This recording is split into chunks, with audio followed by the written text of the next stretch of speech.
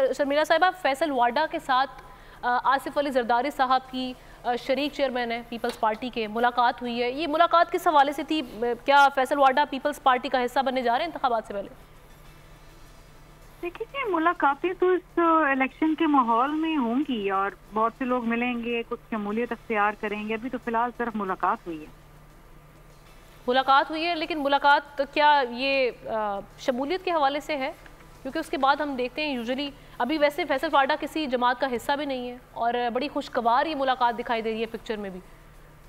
देखिए, आसिफ अली जरदारी साहब से तो जो शख्सियत भी मिलेगी वो बहुत बड़ी खबर बन जाएगी और जो उनसे मिलता है ये उसके लिए अच्छी खबर है।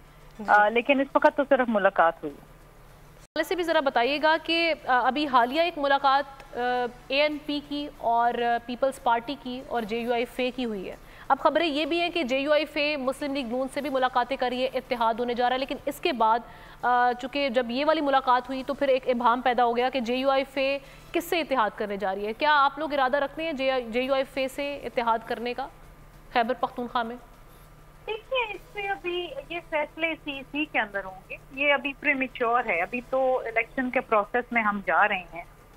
मे बी आगे जाके कोई सीट एडजस्टमेंट हो ना हो, लेकिन ऑफकोर्स इसका फैसला जो है पार्टी एट ब्रॉडर लेवल करेगी।